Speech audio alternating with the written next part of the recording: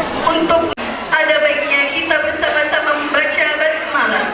Bismillahirrahmanirrahim. Acara selanjutnya pembacaan Ummul Quran oleh Al-Ustaz Haji Husni Tamrin. Kepadanya kami persilahkan.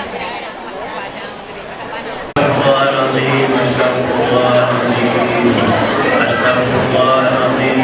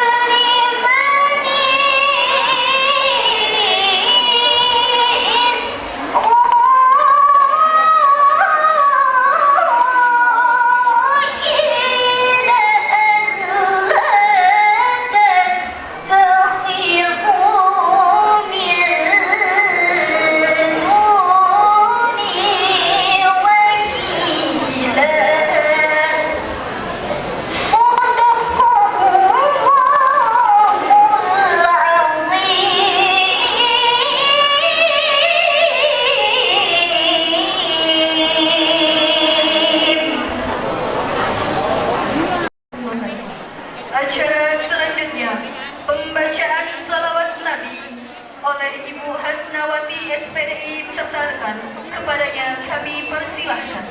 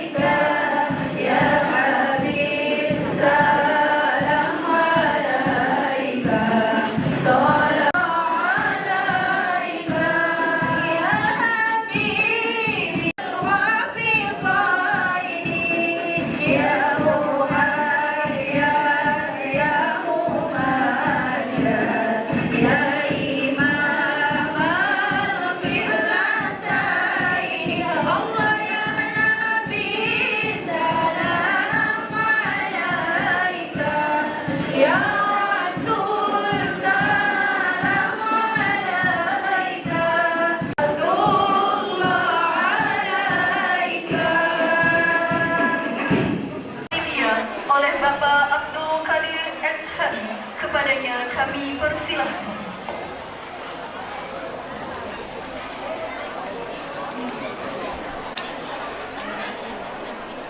Bismillahirrahmanirrahim.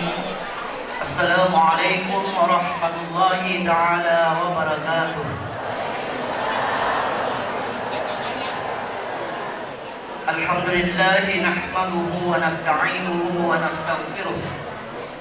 ونعوذ بالله من شرور أنفسنا ومن سيئات أعمالنا من يهده الله فلا مضل له ومن يضلله فلا هادي له أشهد أن لا إله إلا الله وأشهد أن محمدا عبده ورسوله لا نبي بعده اللهم صل وسلم على سيدنا محمد وعلى آله وأصحابه أجمعين أما بعد.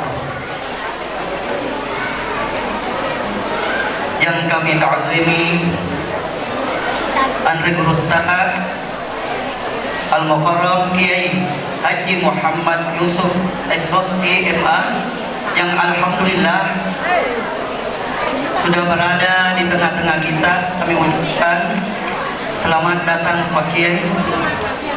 Mudah-mudahan An-Rekrut diberikan kesehatan, diberikan umur panjang, dan dimudahkan segala urusannya untuk menyampaikan dakwanya. Amin. Selanjutnya, kami selaku Ketua Panitia mengucapkan ribuan terima kasih kepada seluruh rekan-rekan panitia yang sudah bekerja siang dan malam guna untuk menyukseskan acara ini. Kemudian juga terima kasih yang sebesar-besarnya kepada seluruh donatur warga masyarakat yang telah memberikan sumbangsi, baik itu materi, pikiran maupun tenaga, sehingga acara ini bisa terlaksana pada hari yang berbahagia ini. Terima kasih juga kami sampaikan kepada seluruh jamaah yang sangat antusias untuk menghadiri acara yang berkah ini. Jamaah yang dirahmati Allah Subhanahu wa Ta'ala, kami juga mewakili seluruh panitia mengucapkan permohonan maaf yang sebesar-besarnya apabila dalam pelayanan kami, mulai dari penjemputan, penempatan tempat duduk, makanan, penyajian makanan yang mungkin tidak sesuai, dan mewakili seluruh masyarakat Parepbaru mengucapkan permohonan maaf yang sebesar-besarnya. Akhir kata, mari kita simak bersama mutiara hikmah dari Andre Gurutta, Kiai Haji Muhammad Yusuf. Semoga apa yang disampaikan beliau nantinya dapat memberikan motivasi kepada kita dan kita ambil intisarinya dan dapat kita aplikasikan dalam kehidupan kita sehari-hari. Demikian, wabillahi taufiq wal hidayah. Wassalamualaikum warahmatullahi taala wabarakatuh. Sambutan dari Ketua Pembangunan oleh Bapak Aliman Namir, kepadanya kami persilahkan. Bismillahirrahmanirrahim. Assalamualaikum warahmatullahi ta'ala wabarakatuh.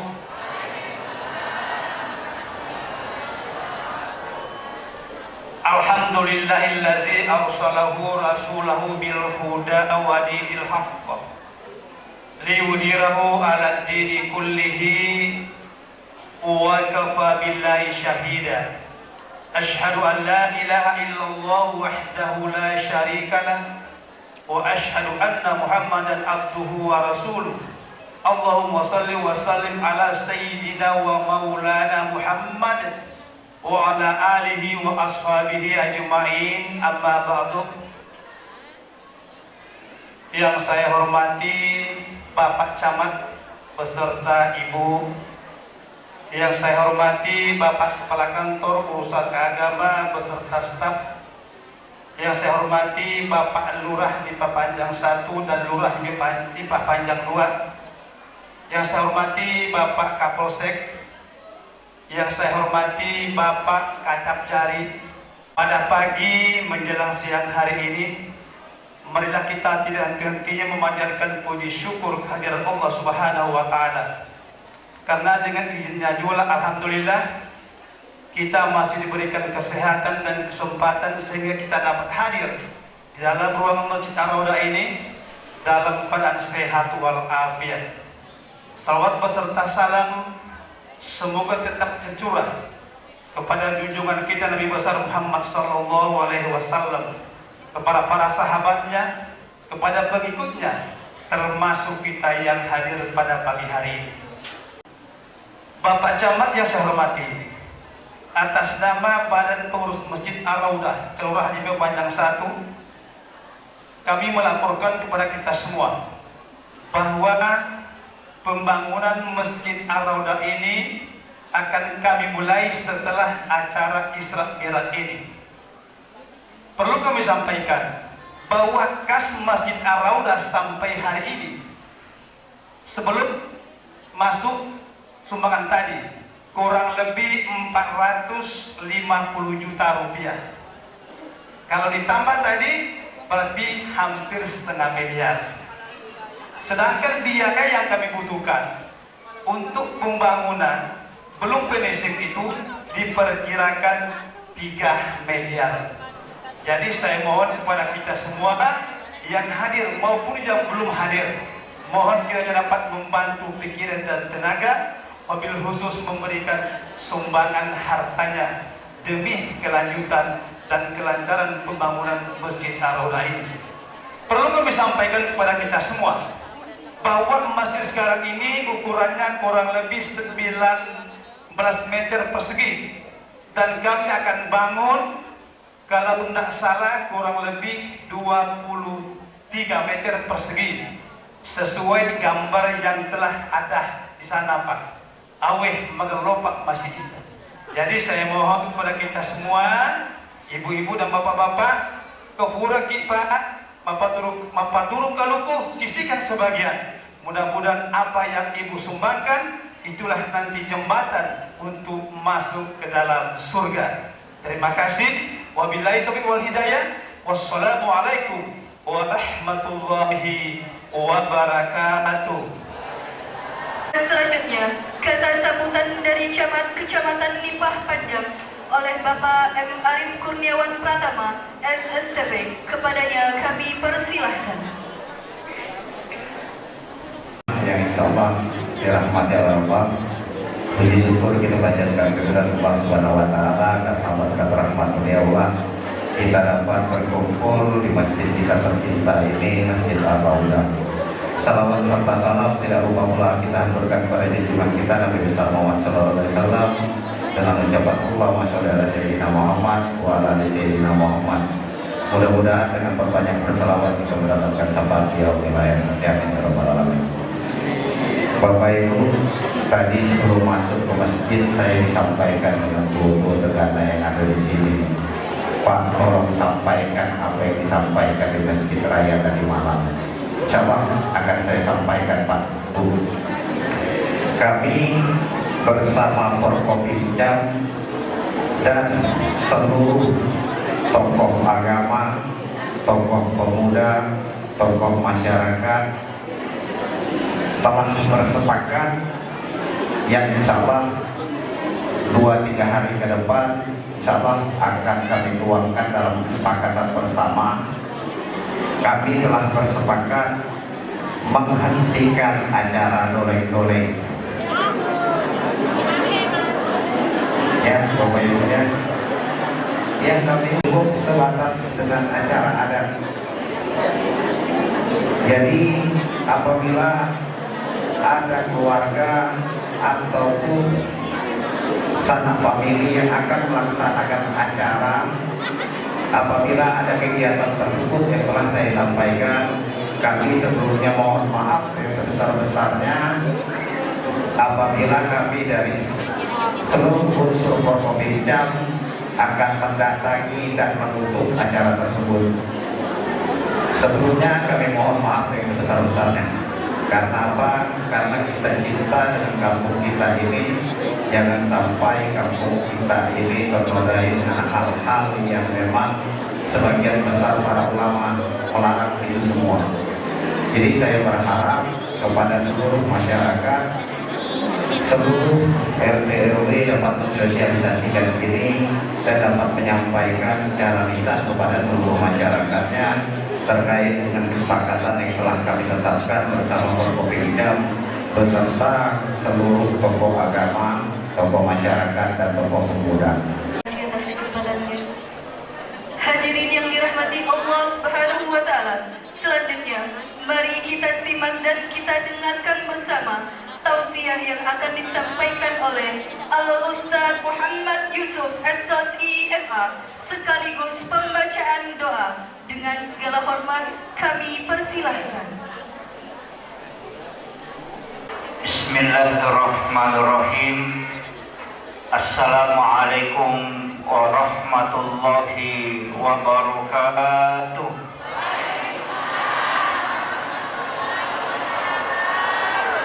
Maulaya salli wa sallim daiman abada ala habibika khairil halqi kullihim huwal habibul ladzi turja syafa'atuhu li kulli hawlin minal ahwalil muqtahimi ya rabbi bil mustafa balligh maqasidana waghfir lana ma madha ya wasi'al karami ya rabbi bil mustafa balligh maqasidana waghfir lana ma madha ya wasi'al karami ila hadratin Nabi Mustafa sallallahu alaihi wasallam wa ila jami'il anbiya wal mursalin wa syuhada was shalihin wal malaikatil muqarrabin wa kulluhum waliya Allah bis samai wa ma fil ardi kulluhum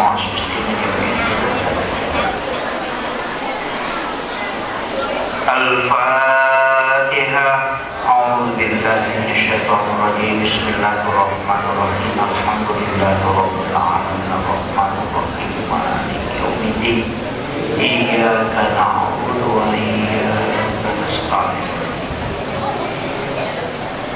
اهدنا الصراط المستقيم صراط الذين أنعمت عليهم غير المغضوب عليهم ولا الضالين آمين اللهم نور قلوبنا وقلوب جميع من حضر في مجلسنا هذا بنور المعرفة وعلم المكاشفة والبصيرة والإيمان والإسلام يا فتاح يا عليم افتح قلوبنا وقلوبهم فتوح العارفين ربنا افتح بيننا وبين قومنا بالحق وأنت خير الفاتحين آمين آمين يا رب العالمين.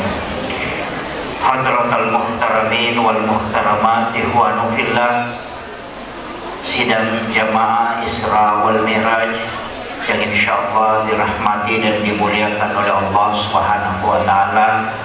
Wabil khusus kita hormati bersama Bapak Camat Kecamatan Pepanjang beserta seluruh pejabat pemerintah baik tingkat desa, lurah, dan Bapak yang mewakili, Ibu yang mewakili Bapak Jan, dan Bapak Kapolsek, para alim, para ulama, para azatis, masyayikh, dan seluruh tokoh masyarakat, tokoh agama, ibu-ibu majelis taklim, dan khusus panitia peringatan Isra wal Mi'raj Masjid Ar-Raudah. Luar biasa namanya masjid kita ini, Masya Allah. Saya pakai bahasa Bugis ya.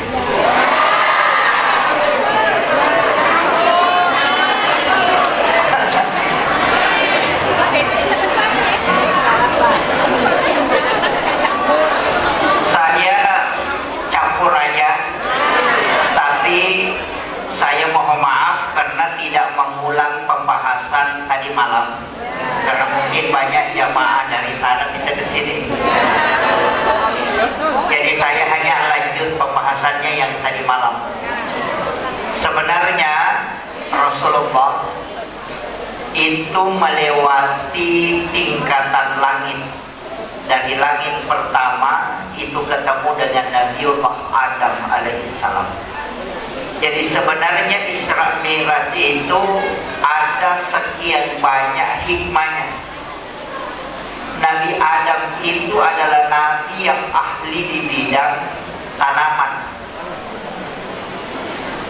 Makanya Nabi sepulang dari Isra Mi'raj itu menyampaikan kurma itu bisa berbuah walaupun tidak dikawinkan. Itu karena sudah belajar sama ahlinya. Naik ke langit kedua, ketemu Nabi Isa. Nabi Isa itu ahli kedokteran. Makanya pola hidup sehatnya ala Rasulullah itu diambil ilmu dari Nabi Isa. Nabi Isa itu bisa menghidupkan orang mati atas izin Allah. Kalau dokter kita mematikan orang hidup.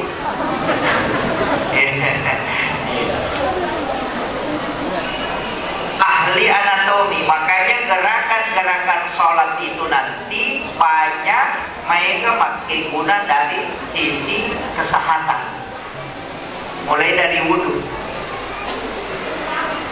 Nabi Yahya yang di langit kedua bersama dengan Nabi Isa itu ahli di bidang dakwah. Naik ketemu Nabi Yusuf itu ahli keuangan, makanya dia bendahara negara. Bagaimana mengelola keuangan negara dan ekonomi sebenarnya sudah belajar sama Nabi Yusuf. Naik ke atas ketemu dengan Nabi Idris, ahli di bidang akidah, bahkan tasawuf. Makanya satu-satunya nabi yang bisa masuk ke dalam surga mengalami malaikat itu Nabi Idris. Iya, Nabi Idris itu di surga. Itu karena mengalami malaikat. Nah kalau sini malaikat, dia kasih tahu, sakitkah kalau kita meninggal? Jadi dia mau rasakan, dia dirasakan di mana? Malam Madinah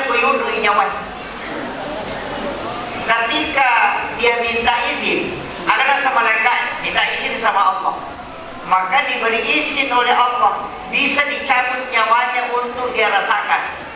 Setelah dicabut nyawanya, dia minta dibawa ke neraka untuk melihat siksaan di neraka bagaimana. Nah, itu keadaannya ke neraka, langsung kasih tahu malaikat, kasih keluar saya, tidak bisa di sini. Masukkan, bawa ke Allah surga. Saya juga mau melihat surga. Sekalinya di dalam surga, dia nikmati, namun malaikat, makan aja daurewa, aku nanya. Malaikat bilang tidak bisa, tidak cocok. Orang masuk ke sini harus ke neraka. Nah, sawasa boleh di nasi bawah. Kita kan saat tadi dari sana sama-sama. Saya tidak bisa kembali. Sampaikan kepada Allah bahwa hambanya ingin tinggal di dalam surga. Dan itulah keistimewaannya Nabi Idris.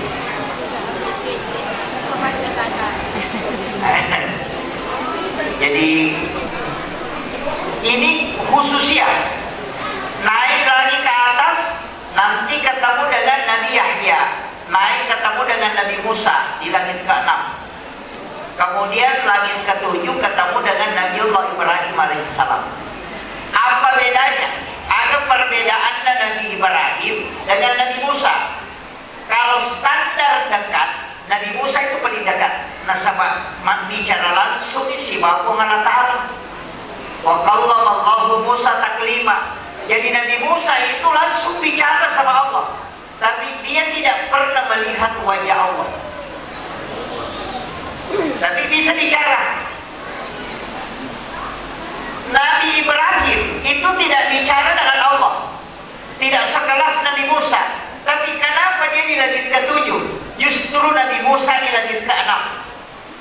Mestinya kalau standar yang bisa bicara langsung dengan Allah, mestinya di langit ke-7. Kalau standar pejabat, kalau bupati yang bisa bicara langsung sama Pak Bupati pasti ajudannya, dan ajudan itu pasti tinggal di paling dekat. Tapi kenapa Nabi Ibrahim yang di langit ke-7, Nabi Musa cuma di langit ke-6, padahal dia bisa bicara langsung dengan Allah? Itu karena Nabi Ibrahim disebut Khalilullah. Kenapa disebut Khalilullah? Itu bukan karena dekatnya Nabi Ibrahim dengan Allah, tapi karena sifat dermawannya, mabasai. Jadi itu tahu mabasai, mencari hukum Allah Ta'ala. Namun ahli ibadah taiku masih kei mabilatung. Ini saya apa? Iya. Makanya kunci kalau mau dianggap orang baik, dermawan. Kalau mau dianggap orang beriman, rajin sholat. Makanya kau kata rajin masam pajak, maka nanti tahu matapok. Tapi yang memabasai tahu, maka nanti tahu ganjak. Itu beda. Jadi baik dengan beriman itu beda. Jadi di masyarakat itu tania itu pas sampajak ya tahu ganjak, tahu memabasai. Namun dia sampajak. Ya kau kaparema 10 tahun, Pak Doja aku kampungnya 10 tahun, nampak membagi-bagi sedekah selama 3 hari, langsung berubah. Maka duit itu pakai ya, pada 10 itu macam kita ulang salah. Itulah pesan Nabi, yang bisa menutup murka Allah adalah kedermawanan. Makanya ayat tamasik habis sakit. Nah sama ia tu tahu sekee, namun tahu sekee jatuh. Iya.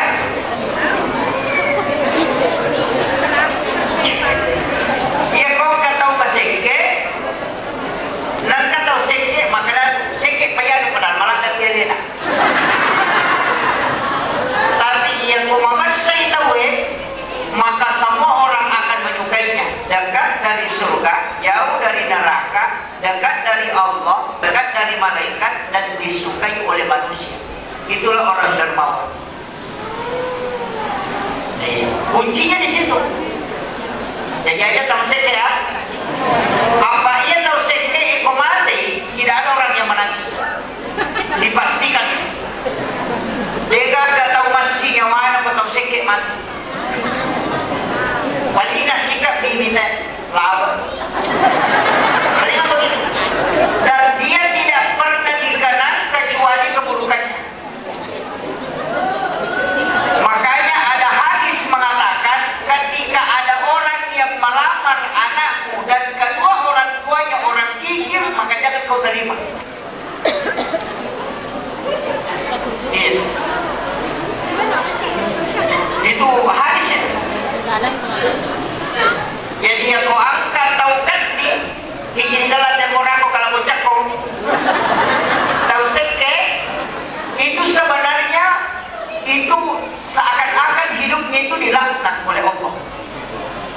dilaknat. Lagi yang kumabasay tahu kumate, maka orang akan menangis. Ya betul sikit mata dia nak tahu lagi masyarakat kubur dilihat namanya di batu nisan disebut si anu akan asal utang pasike dan dia sikit. Padahal guru di buku-bukunya masih melekat sifat kejelekan. Makanya saya wasiatkan taruh kipas sengarang di dalam adutungan dinota dengan tidak taruh kipas sengarang. Namanya jadi melo ibanggakan Pak. Harta itu nanti dianggap milik kita kalau kita sedekahkan.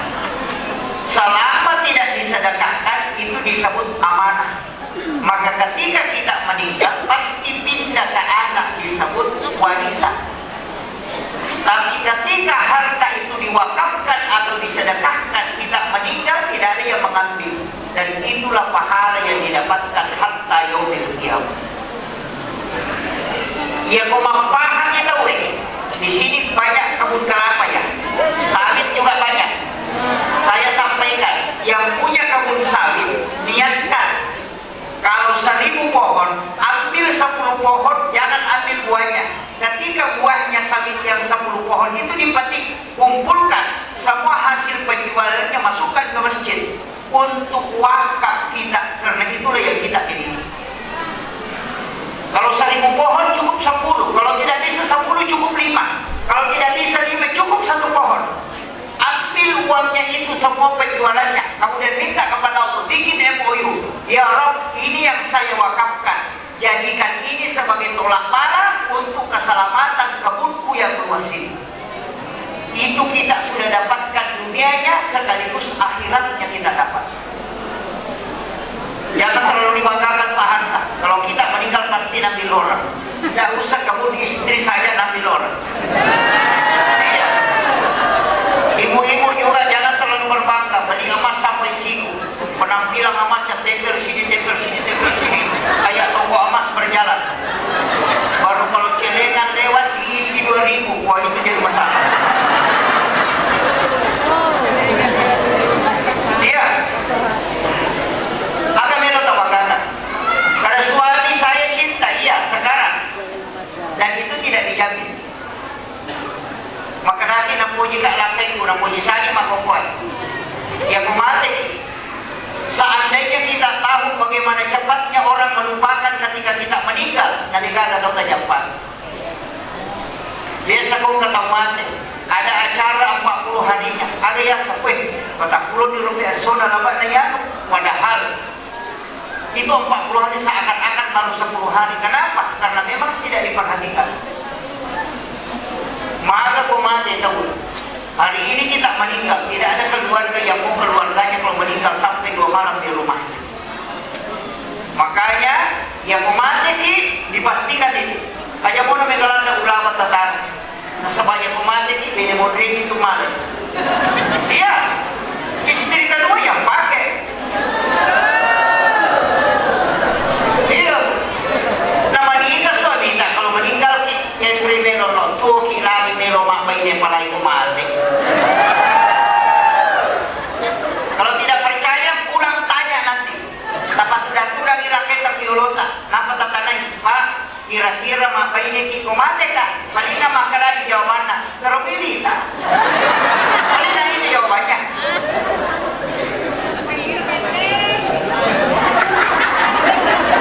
Itu kuncinya Pak. Makanya sungguh sangat rugi orang yang tidak punya wakaf. Rugi betul. Kenapa dalam agama itu disandingkan 2 kalimat yang paling sering berulang? Aqimis sholat wa atus zakat. Dirikan sholat dan tunaikan zakat.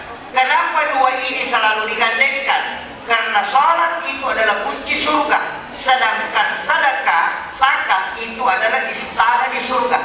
Orang yang mau masuk surga mesti melalui jalur sholatnya dengan rahmat Allah pastinya.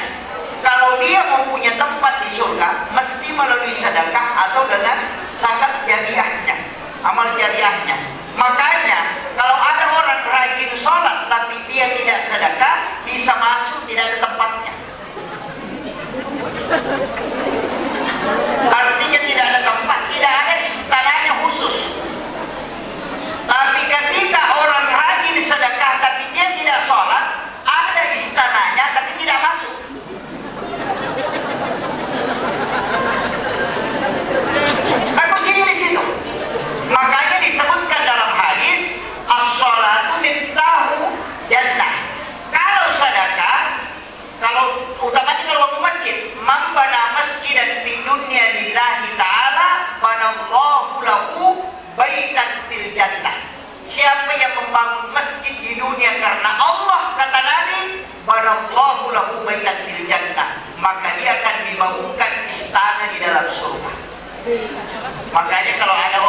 menyumbang di masjid, itu menyumbang semen satu sak, kemudian dipasang di masjid, itu dia punya istana di surga, walaupun tidak sholat, cuma tidak masuk.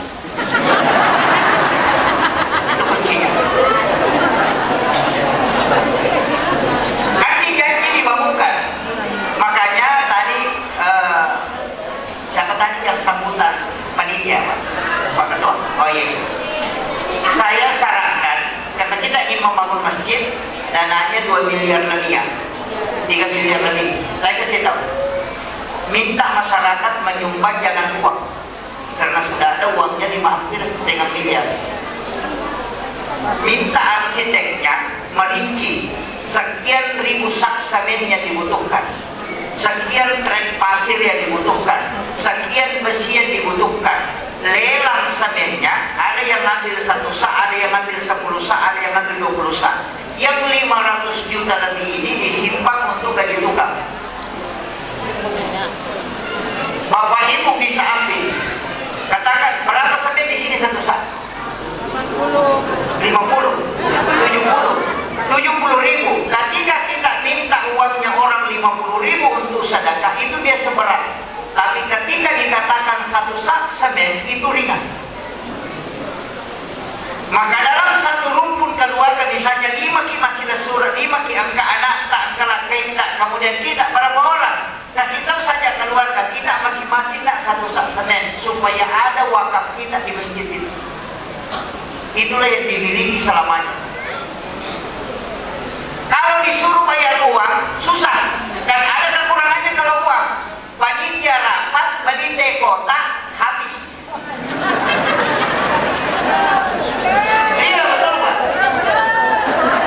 Panitianya rapat, panitia kota beli kue, pakai uang masjid, dia makan 40 hari saja pahalanya jalan. Selesai itu habis. Tapi kalau semen, tidak mungkin panitia makan kalau rapat. Itu pasti. Makanya saya minta itu bisa dirinci Pak. Nanti orang masukkan di situ. Saya 10 sak semen, itu ringan Pak. 10 sak semen itu kan 700 ribu. Iya, itu kuncinya Pak.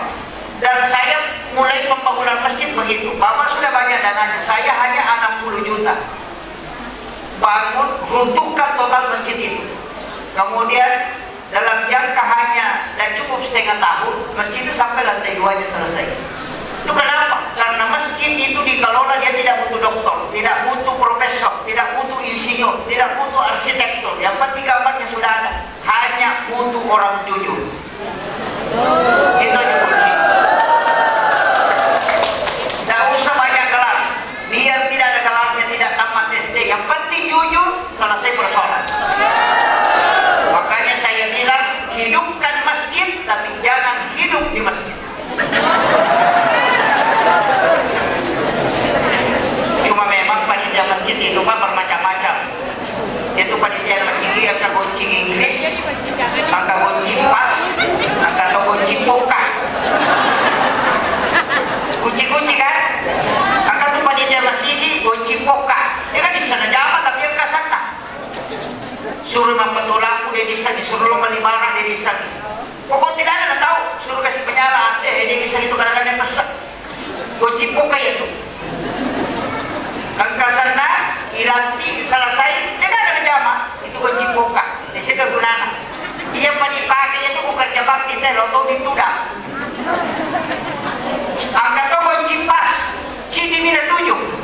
Disuruh Pak dari sini, suruh baca jima itu, suruh yang patu AC itu, tapi yang pemangku kami itu masih macam mau. Goncing pas dia tu, sini mina sini. Angka tu goncing Inggris, ada nama. Ada nama bang, ada nama kawan, ada nama patu AC, ada nama penjalan kipas, ada nama masal, ada nama. Itu goncing Inggris. Ada nama loma balanca, ada nama baru. Jadi masing-masing dalam mengelola masjid itu memang butuh kesabaran. Aku bicarakan yang saya kali ngejam.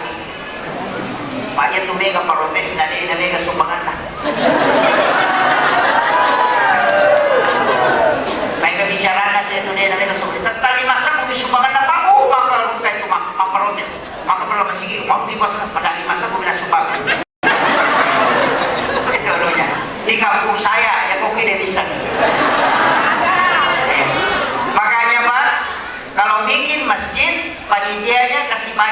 minimal 200 pengurus. Kaki-kaki, kau maki-kaki masih lama-lama mari, kau ke pagoto, kau kampung ke mana ya sana. Dia masih masuk. Saya panitia masjid itu hampir 200. Magai yang paling bagus panitia masjid itu kalau di SK kan tidak pernah digaji. Kan itu digaji. Ya korang pagi masuk, kasuruh mana nih panitia masuk, kasih ratu sebut. Ada panitia jorok, si ratu sama sini panitia. Dia buat ratu panitia berarti siapa nih? 20 juta. Kan itu kuncinya. Dan itu dipagati. Maka Pak Boto punya ustaz, dia nama dikaga. Itu Pak Boto ini anggota anak. Kalau mau kerja bakti, mau bawa nih. Oli juga anggota mau melo kerja bakti tahu. Dia masih sah. Oh ya sage. Sarjana alam gaib. Dia kan dulu dia jama. Karena tidak terbiasa kerja berat. Itu berarti saya sampaikan. Saya itu kasih sepuluh lomba sama mana, maka nanti kita kena lomba sini, ada cowok di pertama dia sana. Mampu bagi waktu tu si batu, si bapa mereka, maka nak kasak kau tu masih maka mereka dia nak kamu pak, kadang kasak kau tu. Tak apa, nama aja saja dulu masuk sama fotonya tidak masalah. Nanti juga itu jadi kebanggaan. Bahwa namun ada masalah sama kuai tapi kita masih dipandang di masyarakat. Namun juga kamu dikasih tahu. Mudah-mudahan dari situ dia dapat hidayah. Itu penting Pak. Sama-sama mana nih?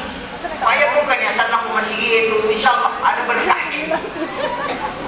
Bahkan kalau paling tidak anak-anak suruh. Kalau masih gila akan dosa kau butuh pengurus. Jadi kapan kan kita kau tahu dia tak tahu. Itu kuncinya. Makanya saya persiapkan panitia tinggi lelang. Nanti bisa ada yang saya 10 sak, saya 5 sak Senin, saya 7 sak. Itu kuncinya. Setiap bulan kita campur sekian sak. Berapa ratus, berapa ribu orang di sini itu bisa berwakaf. Itu satu kali aja bisa sudah sebenarnya sudah cukup. Iya. Ini nomor lagi kalau ia satu batang pasti dah sama mana? Ia nama dan kemo pasti dah kata aku masih insyaallah. Kita tahu sejarahnya itu Yahudi yang mengikuti Nabi dari Makkah ke Madinah. Ketika Nabi rapat mau bangun masjid, masjid pertama itu masjid Quba mau dibangun. 9 orang saja mau bangun masjid. Karena Nabi melakukan perjalanan 9 orang. Ada rapat Nabi minta. Rapat itu, rapat panitia pertama membangun masjid Quba. Apa kata Nabi? Nanti setelah sholat subuh kita kumpul batu baru kita bangun masjid. Tapi Yahudi yang mengikuti Nabi mata-mata itu dengar. Langsung 05 atau kalasiyo ke rumah Pacari kumpul agar lepas imam Nabi Muhammad aja nak buat masjid sebab memang kita orang kasih salam. Jadi kau kata si salam kau masjid Yahudi dia.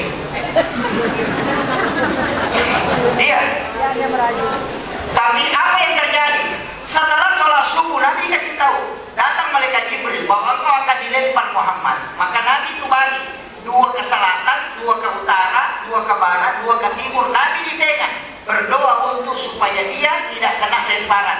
Dia memecah diri. Tapi apa terjadi Pak? Yahudi lempar Rasulullah dengan batu. Nabi itu bersyukur karena dia mau kumpul batu tidak jadi. Orang Yahudi melempar itu sampai hampir masuk waktu asar baru berhenti melempar. Pas batu yang dia lemparkan itu cukup dipakai batu masjid Quba. Itu sejarahnya Pak. Makanya ketika orang Yahudi ini sampai di Madinah, karena hawa di Madinah ikut dingin, maka itu panas. Maka dia kena malaria dan meninggal. Setelah meninggal itu malaikat berdebat. Dia bilang ini masuk neraka. Yang satunya bilang tidak. Kenapa dia masuk neraka? Dia bilang dia lempar Rasulullah. Bilang malaikat jujur, tapi pakaian dia pakai lempar Nabi itu melekatnya di masjid. Dan itu berdebat Pak. Di dalam kitab risalah itu dan Allah beritahukan kepada malaikatnya, masukkan ini ke dalam surgaku bukan untuk menikmati surga, tapi dia menjadi pelayan di dalam surga. Bayangkan, Yahudi lagi nama lempar batu dan dekai menjadi masjid nama surga. Apalagi nih? Itu aja kuncinya. Makanya masjid tetap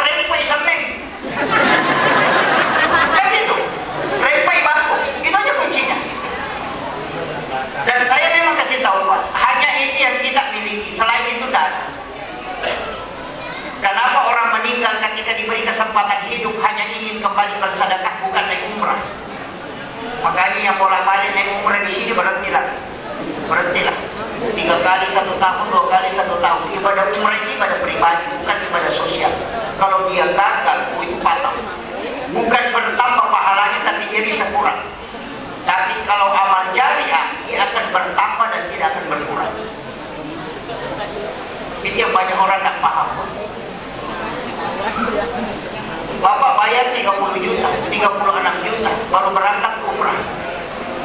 Seandainya uang itu dipakai untuk membangun pondok pesantren atau membangun masjid, setiap orang masuk sholat di situ tidak dapat transferan pahala. Kalau dipakai pergi umrah, sekali pahalanya mentok 1000 sampai di situ saja, tidak ada tambahan. Tidak meninggal, tidak ada tambahan. Tapi ketika engkau bangun masjid, engkau bangun pondok pesantren atau madrasah, maka nanti kiamat baru berhenti masuk pahalanya. Itulah disebut dengan sekali berbuat tapi tidak pernah berhenti mengalir pahalanya. Makanya saya minta kepada India, robohkan ini masjid, jangan kasih keluar timbunannya. Angkat masjid ini naik, bisa sampai 1,5 meter ketinggiannya, supaya bangunan ini hanya tetap tinggal di sini, supaya pahala orang yang bersedekah itu tidak keluar. Mesti kasih tinggi masjid, supaya timbunan ini tidak keluar. Karena banyak orang itu runtuhkan masjidnya kasih keluar, itu berhenti pahalanya orang jalan. Tehel keramiknya tidak usah dibongkar, cukup titis saja semua supaya tetap jalan pahalanya. Kecuali jendelanya kalau ada yang mau nilai itu bisa masuk ke madrasah, bisa ini kembalikan, jangan disedekahkan. Pokoknya suruh kasih bayaran, baru ambil kemudian masukkan kembali ke masjid supaya semua sedekahnya orang tidak terbuang sia-sia. Itu penting saya sampaikan. Karena banyak orang itu kalau masjid dibuka ambil semua. Ada yang ambil jendela, ada yang ambil pintu, ada yang ambil itu. Tapi tidak ada di sini. Saya punya mursyid thariqah, itu di Aceh. Sandalnya saya Pak, tidak berani dia kasih masuk di pekarangan masjid. Ya kok sandalnya yang boleh bolana, dia lepaskan itu di depan pagar masjid. Kalau dia jalan masuk, itu ada sandalnya di dalam. Dia tidak berani kasih masuk. Kalau dia selesai sholat keluar, dia letakkan lagi sandalnya di dalam pekarangan masjid, baru ambil sandalnya di luar, baru dia pakai pulang ke rumahnya. Saya pernah tanya, magi ditoleh sandalnya. Nah sana, ia timbunan nama sige pas sidangkan tahu. Minta uga kong kemandak di uko balak na sandalan upawi lombolak, tidak mampu saya pertanggungjawabkan di hadapan Allah.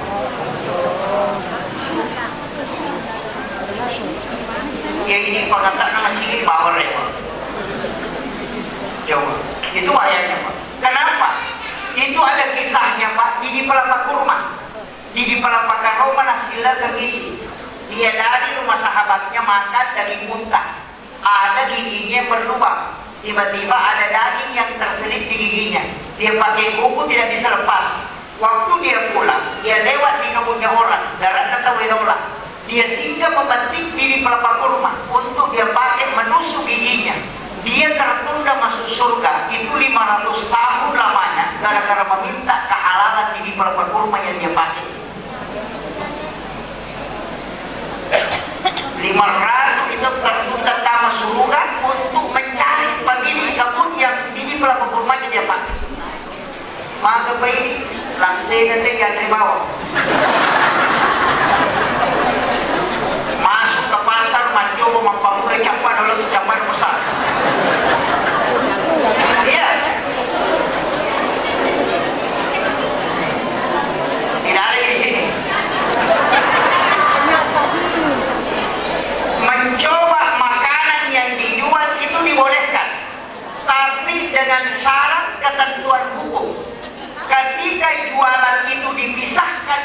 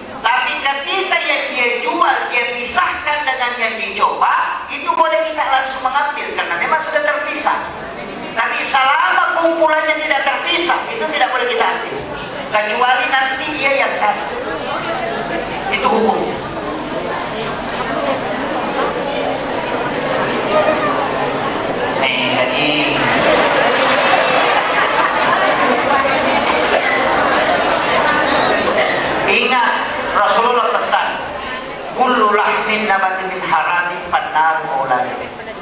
Tunggak-tunggak anu harangin takang kotak kalemu ang tinaraka pastos. Man akala al haram lan tuqbalu salata wa du'a arba'ina yawman mania. Ni tau man re haram 40 sunah 40 wadina ditolak doa dan salat. Dua hari. Kakaman Allah agak senar kami di talo ini nabawe gawulana nampa na sangkara napake mandre suhu kona malaki pas 1 Ramadan di talo ini digoreng lah istrinya dipakai lah makan sahur 40 hari 40 malam ibadah tertolak para sinadati Allah para dia diterima. Hati-hati. Haram itu ada dua, ada haram li ghairiha, ada haram li zatiha. Yaitu haram li zatiha bendanya, anjing, bangkai, darah, babi itu haram li zatiha. Tapi al-qiyasan haram li ghairiha. Bendanya halal tapi prosesnya yang haram. Sama hukumnya. Qiyasan manu halal, tapi aku manu nama di bola haram. Yang kedua, pergi pengajian, orang pakai nasi kotak atau dos kue, kita ambil satu, baru ambil lagi satu, yang satunya halal, yang satunya haram li ghairiha. Mereka tindakan. Itu bahaya.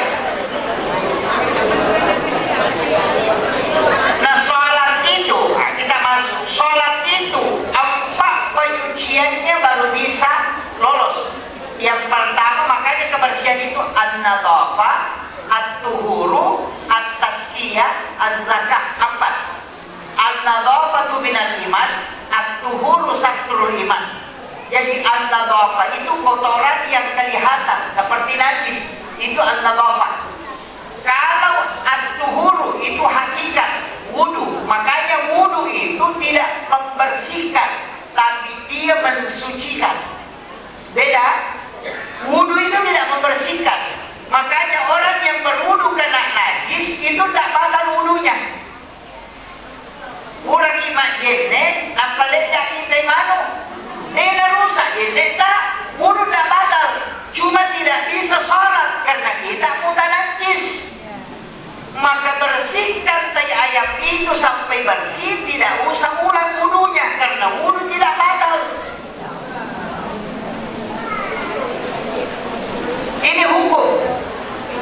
Tapi bersentuhan kulit tanpa pelapis menurut mazhab Syafi'i, suami istri itu batal.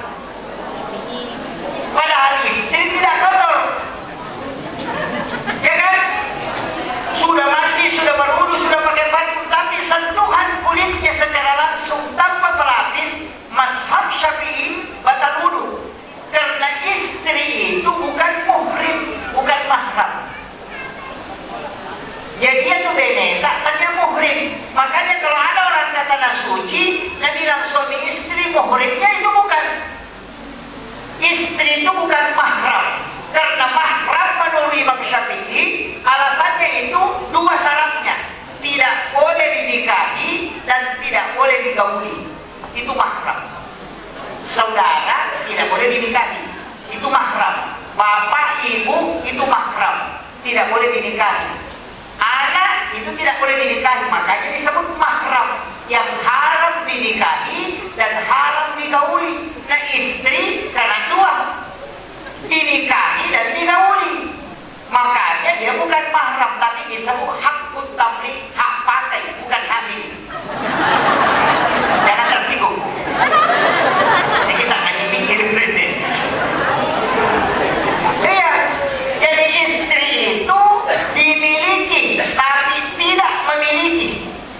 Jadi kalau ada suami istri itu mengatakan tidak saling memiliki, oh salah itu Pak. Istri yang dimiliki tapi dia bertanggung jawab ke suami, itulah alasan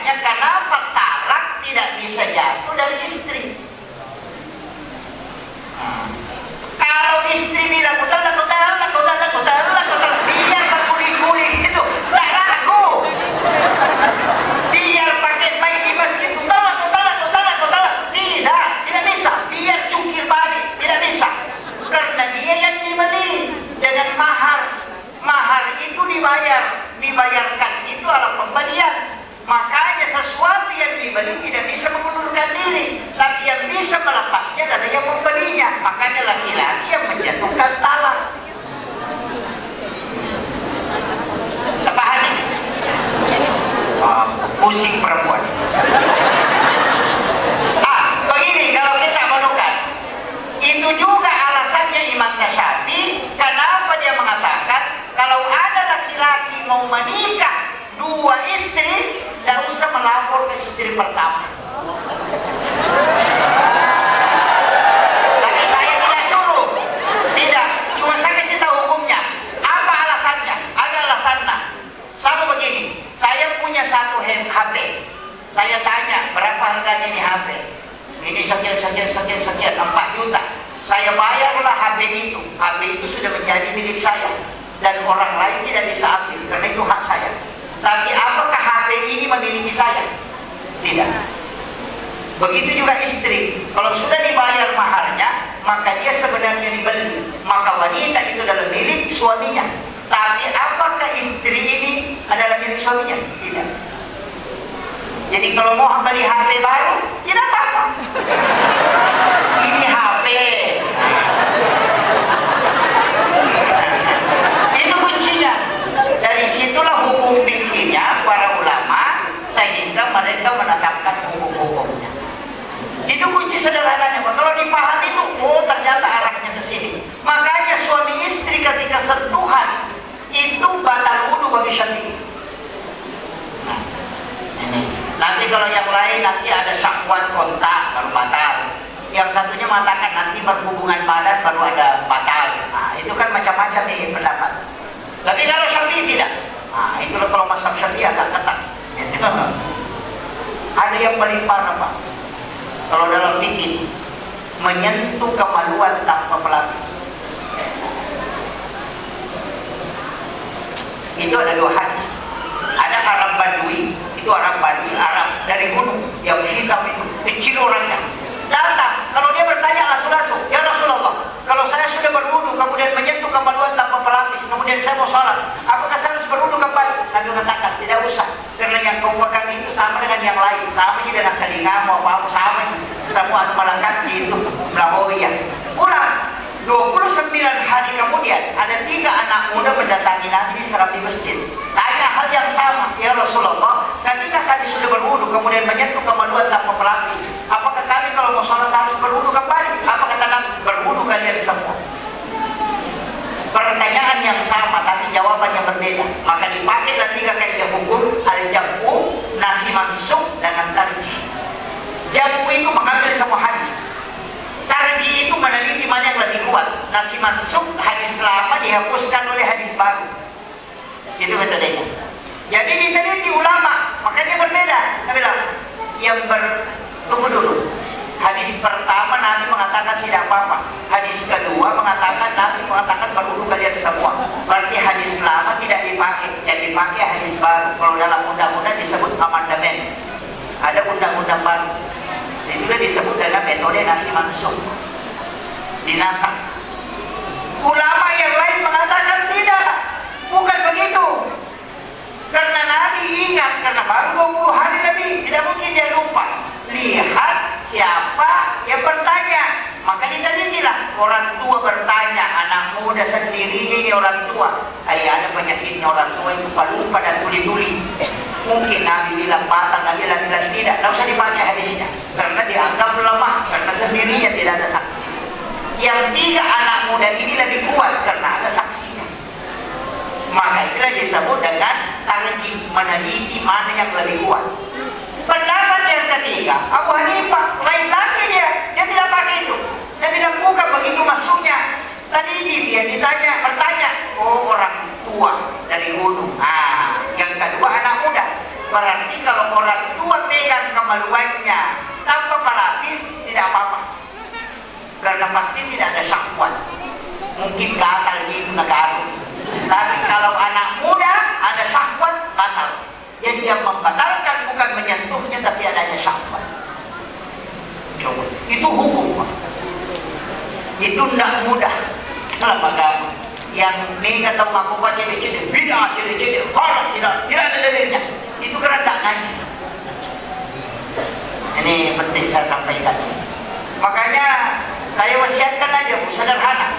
Dalam hidup ini tadi saya sudah katakan, 4 kebersihan itu, an-nadhafah, kotoran, at-tazkiyah, at-tuhuru, wudu.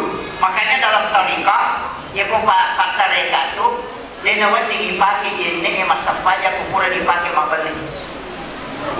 Itu sudah kotor. Yang ukuran ini masa pajak mengerini, kita duduk-duduk cerita, kemudian berbohong atau marah, atau sudah melihat TikTok yang orang syahwatnya terbuka, maka ganti wudumu yang baru. Sebenarnya tidak batal wudumu, cuma dia kotor. Makanya wudu itu disebut at-tuhur. Hakikat. Makanya tangan dibersihkan, itu pesannya. Bersihkan dosa-dosa yang ada di tangan. Ketika kumur-kumur, dosa yang keluar dari mulut.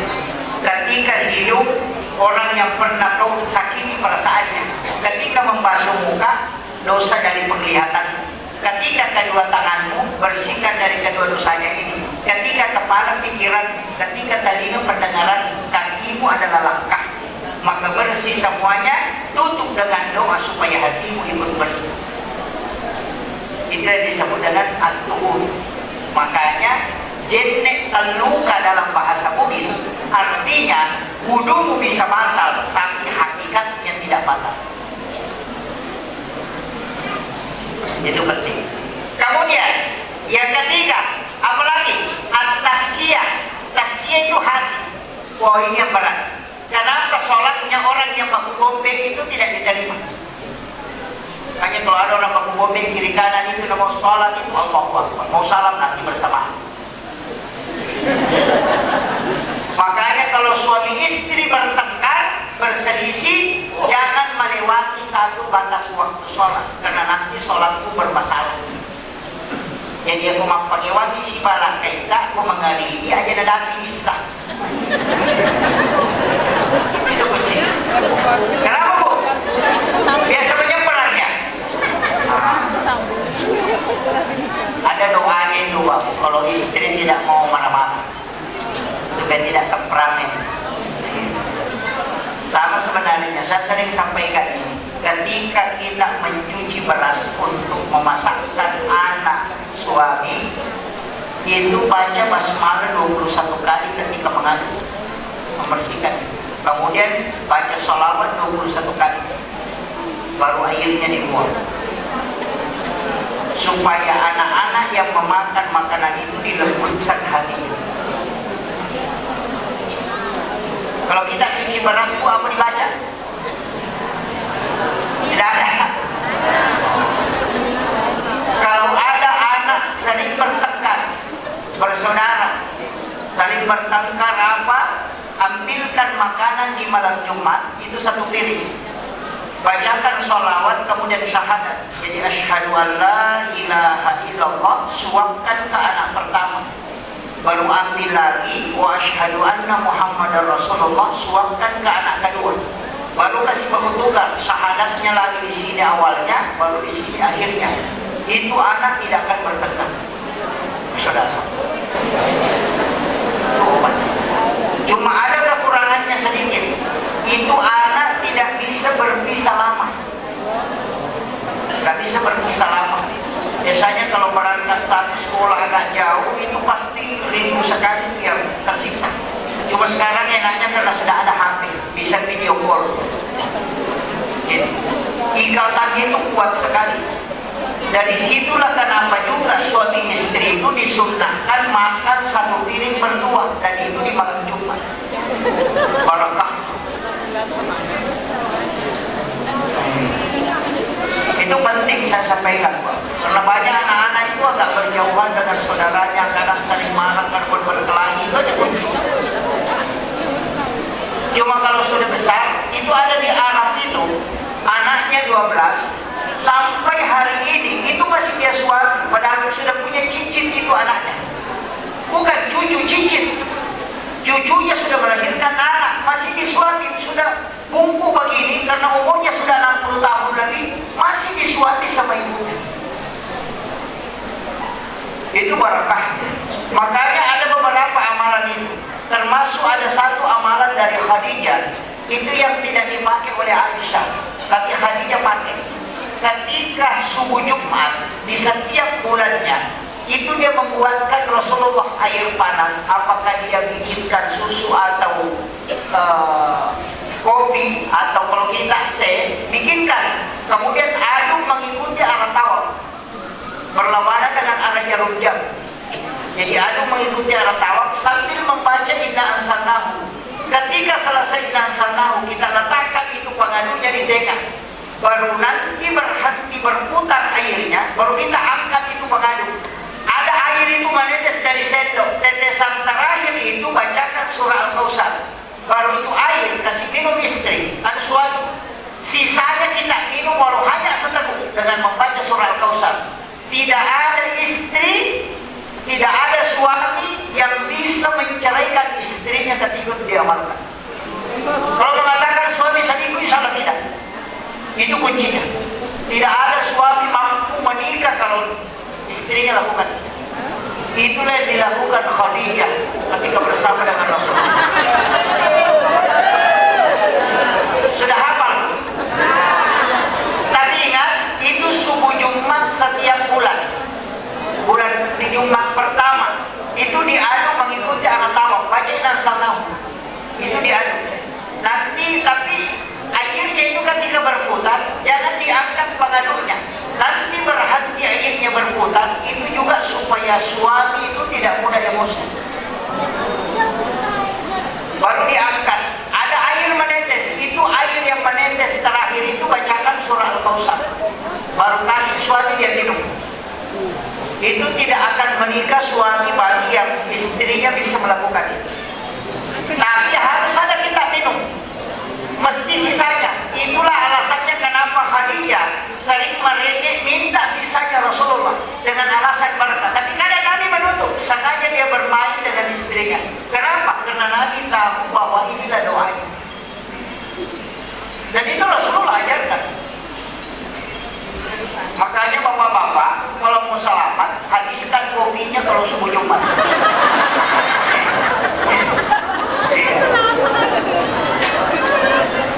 Itu kuncinya.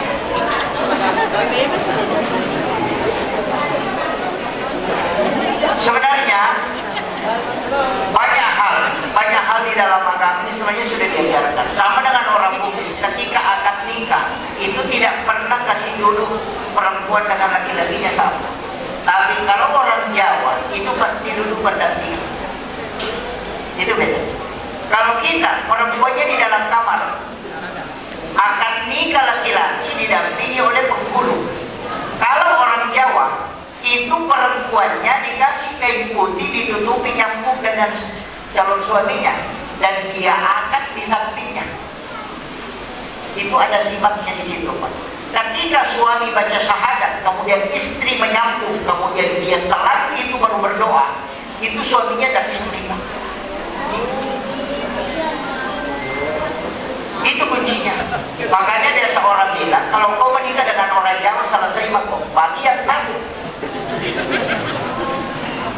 Kalau orang Bugis selamat karena istrinya di dalam kamar.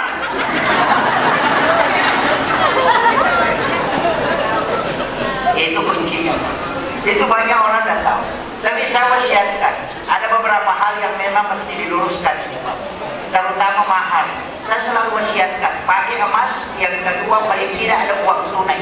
Supaya masuk ke selesai bondingan akad, mau buka usaha, minta kehalalan istri dari mahar uang itu orang mulanya 100.000. Dia tetap pakai memulai usaha. Dipastikan usahanya tidak akan bangkrut. Karena Allah sudah mengatakan di dalam mahar itu aku menyimpan barakah.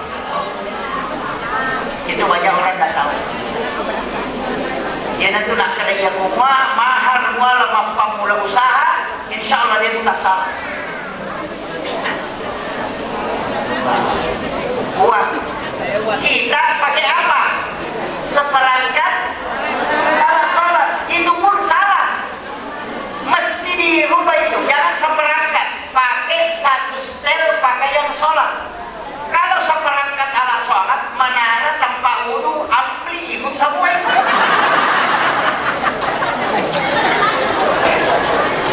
Iya kan? Kan seperangkat. Masjid, apalah, mimbar,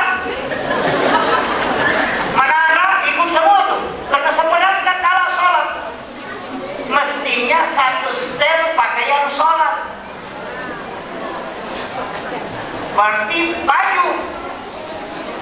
Ini tuh kepala kawa yang biasa pakai istilah seperangkat dalam sholat ini. Itu kuncinya. Makanya saya wasiatkan, saya bilang tadi, ada beberapa hal. Makanya bapak-bapak, kalau hidupnya susah, berarti ada sedikit masalah dengan istri. Mungkin cinta dan kasih sayangmu, atau kau pernah membuat dia meneteskan air mata karena jengkel, pasti usahamu jatuh. Itu aja kunci. Ya nangka arwane, napatari denena karena kesedihan, itu akan runtuh rezeki bertahap. Itu kunci. Makanya bagaimanapun hebatnya seseorang, kalau dia rusak ke keluarga, pasti rusak. Bagaimanapun kuat fondasinya, pasti runtuh. Makanya disebut wanita itu dalam tiap agama. Dia juga dalam tiapnya negara. Dia juga adalah pembuka jalur rezeki yang barokah. Makanya coba Pak, siapa pemimpin yang jatuh karena tidak ada istri? Soeharto. Siapa yang tidak kenal dengan tangan besinya 30 tahun lagi memimpin, tapi kapan dia bisa dijatuhkan? Ketika ibu wafat. Dalam jangka tidak cukup 1 tahun dia bisa jatuh. Itu karena istri yang menopang tidak ada. Yang kedua, Habibie. Dia tidak kenal beliau kehebatannya, tapi kapan dia tidak bisa melakukan apa-apa, lumpuh dalam gerakan ketika Ibu Ainun tidak ada. Masih ada yang hidup sekarang, Pak Susilo Bambang Yudhoyono, 2 kali jadi presiden, Panglima TNI. Kapan dia terombang-ambing dalam kebijakan politik tidak menentu ketika Ibu Ani tidak ada di sisi. Itu aja kuncinya. Hebatnya seorang pemimpin, pasti ada wanita yang menopang. Makanya saya sering kasih tahu, jangan coba-coba melakukan penyelewengan ataupun selingkuh kalau kau jadi pejabat, siapapun, karena pasti kau jatuh. Pimpinan pondok pesantren saja ketika dia melakukan perzinahan akan dihinakan sehina-hinanya, padahal dia hafal Quran, hafal hadis. Yang hafal Quran, hafal hadis saja bisa dihinakan, apalagi yang tidak hafal apa-apa. Iya, dan itu dipastikan. Makanya wanita itu lebih cepat, 3 kali lebih cepat doanya diijabah dibanding dengan suami. Dialah yang disuruh berdoa. 3 wanita itu hebat. Ibumu, karena semua pintu langit dibuka ketika dia meminta. Sedekahi ibumu, 700 pintu rezeki dibukakan oleh Allah atas. Yang kedua adalah istrimu, karena 3 kali lebih cepat doanya dibanding dengan doamu. Ketika dia memohon, baru dia sujud, malaikat sudah menunggu doanya. Anak perempuanmu, kata Nabi, karena 2 atau 3 anak perempuan ahli ibadah, maka ibu bapaknya tidak akan disentuh api neraka. Itu kunci. Makanya 3 perempuan itu hebat. Itu aja Pak. Saya kasih tahu pejabat, kalau mau jatuh, main perempuan pasti jatuh. Ada jalurnya pasti jatuh, dicabut keberkahan hidupnya. Rezekinya tidak pernah merasa puas dengan itu. Kenapa? Karena berkah hilang. Tapi kalau mau hidupmu berkah, melo kumanyano papedadimu malomo dale, maka cinta istrimu dengan sepenuh hati. Itu aja kunci. Apa itu Pak? Kuncinya di situ. Oh, ini sudah jam 11 lewat Pak. Sudah 1 jam nih Pak. Ini sudah 1 jam lebih. Makanya saya hanya wasiatkan kunci an-nadhafah, bersihkan semua najis yang ada pada diri kita, at bersihkan, singkirkan. Ketika membasuh muka, minta supaya dosa-dosa yang ada di mata itu. Kalau istighfar kita, jangan baca saja astagfirullahaladzim, bawa ke tempat yang mana itu kotor. Kalau yang sering banyak dosanya adalah mata, maka kasih di mata kanan ini istighfar 100. Sama kalau kita mencuci. Kalau kita mencuci leher baju yang kotor, sikat lehernya. Kalau tangan lengannya yang kotor, maka sikat lengannya. Di mana banyak dosamu, itu yang banyak kau kirimkan istighfar. Bawa ke matamu dengan 100 istighfar, mata kiri dengan 100 istighfar, ke telinga dengan 100 istighfar, supaya itu dibersihkan. Kemudian, kalau mau khusyuk dalam sholat, saya kasih 2 metode. Sebenarnya ada 4, tapi saya kasih 2. Yang pertama, baju yang kau pakai, nanti kau mau pakai kalau kau mau sholat. Selesai sholat, lepaskan itu bajumu, maka insya Allah kau ringan khusyuk dalam sholat. Yang kedua, siapa yang khusyuk dalam berwudu, pasti khusyuk dalam sholatnya. Tapi kapan dia tidak bisa khusyuk dalam wudu, dipastikan tidak bisa khusyuk dalam sholat. Karena pakaian sholat itu adalah wudu. Uji. Itu. Sebenarnya banyak kaidahnya, tapi ini yang 2. Kemudian, tadi yang paling 3 adalah at-tazkiyah. Yang keempat, ini yang pokok, az-zakah. Harta yang kau tidak zakati pasti kotor. Ketika kau makan baru kau sholat, itu tidak bisa khusyuk karena kotoran yang masuk dalam tubuhmu. Kau cuci 100 kali, beras yang kau cuci 100 kali, tapi kau tidak keluarkan zakatnya, lahiriahnya bersih, hakikatnya tetap kotor. Itulah yang membuat hati susah khusyuk. Makanya zakat itu kan membersihkan. Kalau ada sesuatu yang dikeluarkan yang tidak itu bersih, yang dikeluarkan itu berarti kotoran. Makanya siapa yang menerima zakat, maka dia menerima kotoran. Iya. Tapi kotoran itu menjadi barakah bagi orang yang berhak, tapi menjadi azab bagi orang yang tidak berhak. Makanya hati-hati ambil zakat. Iya, saya kasih tahu memang Pak. Saya punya beberapa, saya itu senang sekali Pak diskusi dengan orang-orang tua yang punya pengalaman yang ini. Saya kasih tahu rahasia kehidupan yang paling kuat untuk menyelamatkan. Di Sidrap itu Pak, pernah terjadi kebakaran. Itu kurang lebih 400 rumah yang terbakar di satu kampung, namanya Lisa. Di situ terbakar. Ada satu rumah di tengah kampung, atapnya alang-alang, pemilik rumahnya di Surabaya, itu tidak terbakar. Tapi pohon kelapa yang ada di atas rumah itu terbakar, rumput yang ada di bawah rumah itu terbakar. Tapi atap alang-alang ketika jatuh api di situ padam. Satu-satunya rumah yang tidak terbakar. Belum ada HP dulu. Ketika ada informasi dari kampung bahwa terjadi kebakaran di Bisa di Sidrap, semua rumah hangus terbakar. Apa kata pemilik rumah ini? Rumahku tidak terbakar. Dia di Surabaya, dia bilang, rumahku tidak terbakar. Ia konandai api nasa kolaku na baleka pengalatan. Dia yakin betul itu. Kemudian dia nandai mana nasa nabi takku. Nasa dia kau goto, tapi mako kau goto ki. Ia korewa ki si bawah. Kita buktikan, kita pulang sama-sama. Ia memang toko nandai api bolaku, ia bajai tiket na kapalan. Tapi ia kode nandai api iko bajai. Dan itu perjanjiannya, pulang ternyata rumahnya satu-satunya yang tidak terbakar.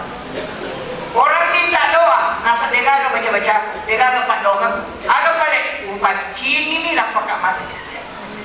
Jadi dia itu uang yang dia simpan tahu, dia keluarkan zakatnya, baru dia beli kayu. Kayu itu nak kasih tukang nak kerja untuk bikin rumah. Selesai dah jalan tukangnya, nampak tantung ibola, nak ada tukangnya. Kalau rumah ini saya jual, kira-kira berapa harganya? Bilang sekian. Dia ambil lagi 2,5% dari situ baru dia zakatkan. Kemudian setelah dia isi peragot, nah itu mana? Angka dalam marina, angka rajana, dia itu semua. Baru dia keluarkan lagi 25%. Kemudian dia bilang, kata lu ni upat cini, nggak selebolan. Dan satu-satunya rumah yang tidak terbakar itu cuma rumah.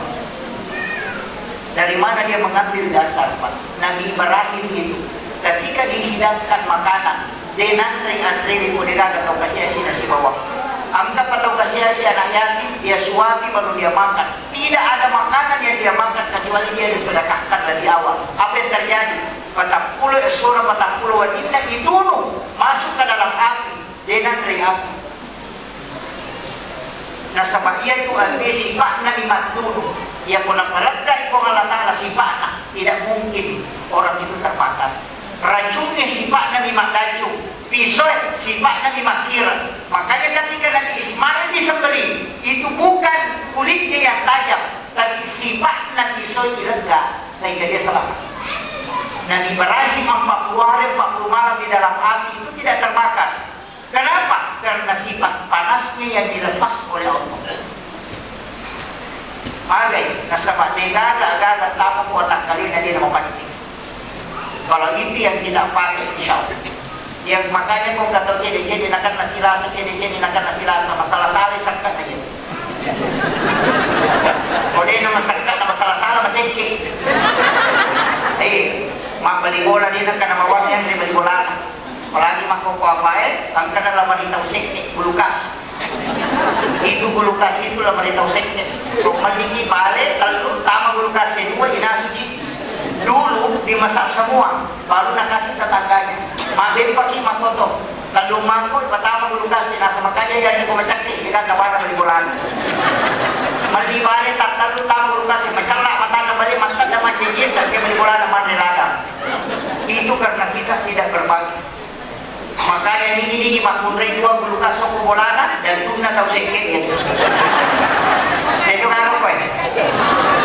Berbagilah. Kenapa makanan itu lesat ketika orang nastarkan? Malunra ikaw tahu yang pabawa nasa makuran ni lolo ang malaikat. Ya kung ang nataw na sila kamoy anlay na ng pananre, di na kanailas. Itulah sebenarnya obat yang paling bagus. Tapi kapag dia masuk imagijarepa, tama ko watak kalili, tetap menjelasan karena memang kotoran, walaupun kelihatan bersih. Saya ingin sampaikan penutup. Wali Allah itu terbagi. Tapi mesti kita belajar. Saya ketika belajar hikmah dikasih tahu. Aku ko na ako tahu jangan ini. Orang gila. Ia memulai di mak guru ini hakikat atau jangan ini berarti kau sudah memahami hakikat kehidupan. Paham Pak? Tidak dari jangan. Kapan dia minum? Yang orang kata untuk minum. Dia hanya kadang mengambil air comberan atau sisa minuman dia minum. Sisa makanan yang biasa orang tua itu dia makan. Tapi apakah dia pernah sakit? Tidak. Maka karena tidak pernah menghina makanan sedikit pun, maka yang masuk itu menjadi barakah. Kadang ini mau jolok, mampu diwasap, mawani diwasap, padahal kita makan. Menghina makanan itu menghilangkan keberkahan.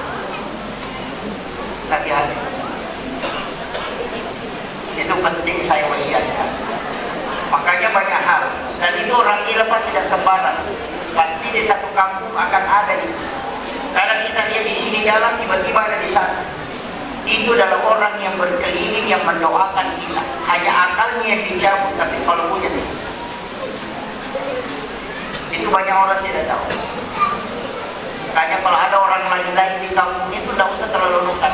Kadang-kadang itu adalah kekasih Allah yang sengaja disembunyikan. Hanya untuk supaya kampung itu selalu didoakan. Dan biasanya kalau mau ada musibah, orang seperti ini bilang. Itu yang kadang kita tidak terima. Penutup, ini sudah 1 jam lebih. Saya kasih tahu, kalau tidak ada cara masuk bisa kita ambil dari awal sampai akhir, ini saja kita ambil. Mungkin masuk surga tidak antar. Yang kita tahu masuk surga tidak antar. Lakukan 3. Yang pertama, balas keburukannya orang dengan kebaikan. Ya kung tahu masih abas sakit. Ya kung tahu pauyati, doakan dia selamat. Kenapa? Itu yang disebut dengan ihsan. Ya kumakaja ito na tumakaja to, mampasiwala leche niya sa tapi ya kumaya ito na tumakaja, tumakiwa leche na sa ihsan lang yang paling disukai oleh Allah. Yang kedua, untuk masampaya di waktu mana-mana timronat itu sholat tahajud walaupun hanya 2 rakaat. Yang ketiga, wajar indra atau makindranya kita podaki beli bola tak macam motor ini paling kuat. Kenapa? Tidak bisa. Wah, pada ini. Kalau tidak bisa, pakai jalur terakhir. Ada orang kata Nabi tidak ke masyar, tidak ditimbang amalnya dan tidak melewati titian siratal mustaqim. Itulah disebut para ahli tarekat. Maka dia domit mulai kumelo kolete, ia kocea kolete yang kalawatan. Siapa yang tidak akan masuk ke dalam masyar, maka dia minta nampai malala lo pada masyar, diperintahkan malaikat oleh Allah untuk menjemputnya, dibawa ke ila rafiqil a'la. Di rafiqil a'la dia masukkan ke dalam surga. Yang diangkat untuk sama surga tidak melalui jalur pada masyar, tapi dia melalui jalur rafiqil a'la. Tidak semua orang. Kaya maka dia minta tahu masih dakai, dia disani maka dia na sidakai. Tahu sidakai, dia tahu disani maka dia sidakai. Itu betul. Karena sedekah itu 4 tingkatan. Yang pertama, sedekah yang diikuti perkataan yang tidak baik, itu tidak ada gunanya, hanya dosa yang didapatkan. Karena tujuannya sedekah 2, menyambung silaturahmi dan menggembirakan orang. Yang kuliah kita nampak inoko, maka dia cinta, teknologi dan cocok. Maka fungsinya hilang total. Makanya disebut sedekah yang tidak ada gunanya. Sedekah ria itu masih bisa dapat pahala, tapi bukan jalur sedekahnya dia dapat pahala, jalur menggembirakan orang. Karena Nabi mengatakan berikan pahala kepada orang yang menggembirakan umatku. Ketika kau kasih sedekah ke orang, maka kasih yang terbaik. Makanya disebut lan tanalul birra hatta tunfiqu mimma tuhibbun. Kasih yang bagus supaya dia senang. Karena biar kau riya, kau tetap dapat pahala, tapi bukan pahala sedekah, pahala menggembirakan umatnya Rasulullah. Kemudian sedekah yang ketiga adalah yang menentukan adalah yang menerima. Kalau ada orang minta sedekah, kasih kunci tempat wantak, biarkan dia yang mengambil sendiri. Sudah pernah? Kenapa tidak? Karena kita bilang, ya pengalaman ini. Kalau tidak bisa dibalik, uang simpan semua di saku. Ketika celengan lewat, tutup mata, ambil 1 atau 2 lembar. Jangan lihat uang berapa, itu hadis qudsi. Maka dia pun Allah Ta'ala, nigi ataku malengah, dena bilangan nak nalengah, itu bilangan yang melewat. Itu jadi Allah. Kemudian tingkatan yang paling tinggi tadi adalah dilisan lima kerajaan sidangkai. Kalau sidangkai yang ditulisan. Caranya begini, mudah sekarang. Dulu itu tengah malam baru pergi di jalanan. Sekarang tidak usah. Sampai pondok pesantren yang dekat dari sini. Kalau ada pondok tahfiz, ada pondok pesantren di Jambi yang tahfizul Quran. Tanyakan ke pembinanya, adakah anak yatim atau kurang mampu di situ, anak tidak mampu membayar pembayarannya, atau fakir miskin. Kalau dia mengatakan ada, lapor lagi. Ajak nata podanga asana, tidak usah kasih ketemu saya dan tidak usah tahu nama saya siapa. Minta kak nomor rekening pondok, nanti saya yang bayarkan dia setiap bulan. Kita tidak pernah tahu siapa yang kita bantu, yang kita bantu pun tidak pernah tahu siapa yang membantunya. Ketika anak itu selesai kita ketemu di jalan, tidak pernah kita tahu bahwa ini yang saya bantu dulu ketika dia sekolah. Begitu juga sebaliknya. Itulah yang disebut Nabi yang bersedekah tidak tahu, yang disedekahi pun tidak tahu. Itulah orang yang tidak ke masyar kata Nabi, karena dijemput langsung, kemudian dibawa ke ila rafiqil a'la, dan dari situ dia masuk surga. Kalau mengumpul anak yatim baru dikasih amplop, baru disotik, itu masih dibelender, Pak.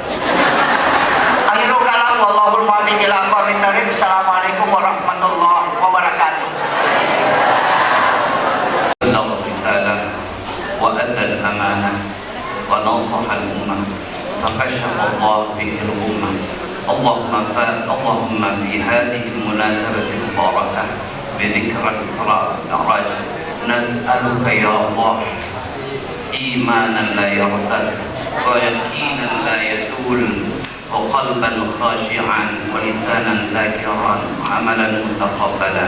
اللهم كما رفعت نبيك إلى أعلى المقامات فارفع قدرنا بطاعتك وطهر قلوبنا من الغفلة وطهر أعمالنا من الرياء وطهر ألسنتنا من الزلل. اللهم اجعل الصلاة قرة أعيننا ونور صدورنا وسبب فلاحنا كما جعلتها هدية المعراج ورابطة بين العبد وربه وميزانا للصدق والإخلاص. اللهم ارزقنا حسن الاتباع وكمال الاقتداء بنبيك الكريم وثبتنا اللهم على سنته واحشرنا تحت لوائه واسقنا من حوضه شربة هنية لا نظمأ بعدها أبدا. اللهم اغفر لنا ذنوبنا وكفر عنا سيئاتنا واجعل عاقبة أمورنا رشدا واجمع شمل أمتنا على الحق وألف بين قلوبنا واكتب لنا الأمن والإيمان والسلام والإسلام. ربنا تقبل منا إنك أنت السميع العليم وتب علينا إنك أنت التواب الرحيم. وصلي اللهم وسلم وبارك على سيدنا محمد وعلى آله وصحبه أجمعين والحمد لله رب العالمين. والله فيكم منا ومنكم.